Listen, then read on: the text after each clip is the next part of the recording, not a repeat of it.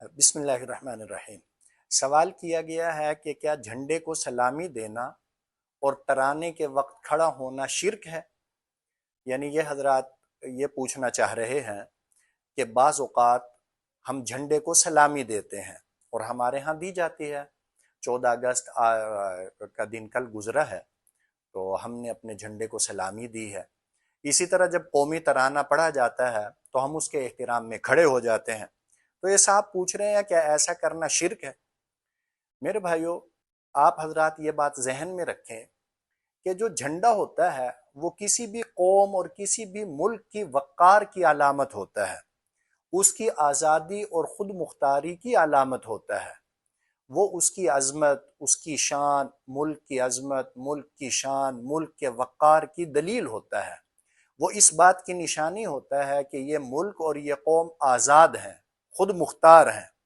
اسی لیے آپ دیکھ لیں کہ بہت سے حضرات صحابہ کرام رضوان اللہ تعالی علیہم اجمعین جب انہیں سرکار دو عالم صلی اللہ علیہ وسلم جنگ کے موقع پر جھنڈا ان کے ہاتھوں میں دیتے تھے تو وہ اس جھنڈے کے دفاع میں اپنی جان تک قربان کر دیتے تھے، لیکن اسلامی جھنڈا سرنگوں نہیں ہونے دیتے تھے، کیونکہ جھنڈے کے سرنگوں ہونے کا مطلب، جھنڈے کے گرنے کا مطلب شکست سمجھا جاتا ہے۔ تو جھنڈا ایک آزادی کی علامت ہے، جھنڈا ہمارے وقار کی علامت ہے، جھنڈا ہماری شان ہے، ہماری آن ہے، ہماری بان ہے۔ تو جھنڈا جو ہوتا ہے وہ کسی بھی قوم کی وقار کی علامت ہوتا ہے۔ تو حضرات صحابہ رضوان اللہ تعالی علیہم اجمعین اس جھنڈے کی حفاظت کے لیے اپنی جانیں قربان کر دیتے تھے۔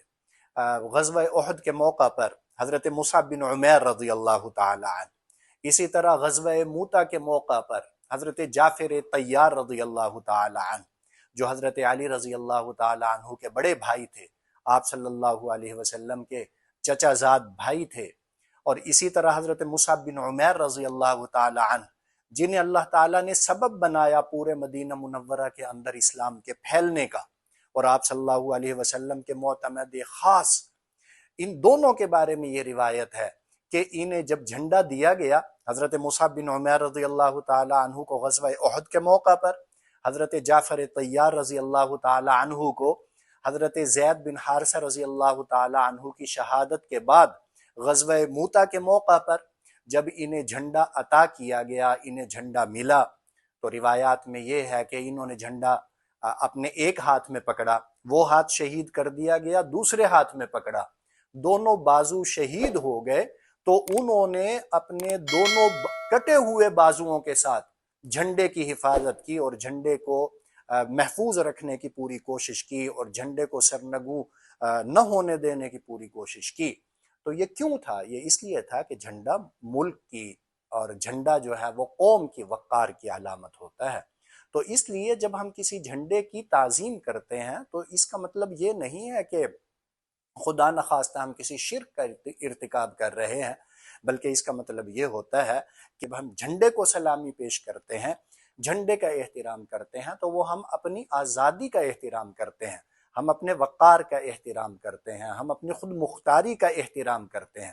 اسی طرح ترانے کے احترام میں کھڑا ہونا، تو ترانے کے احترام میں کھڑا ہونا کوئی خدا نخواستہ شرک نہیں ہے۔ ترانہ جو ہوتا ہے وہ بھی قوم کی اور وطن کی محبت کے اظہار کا طریقہ ہے۔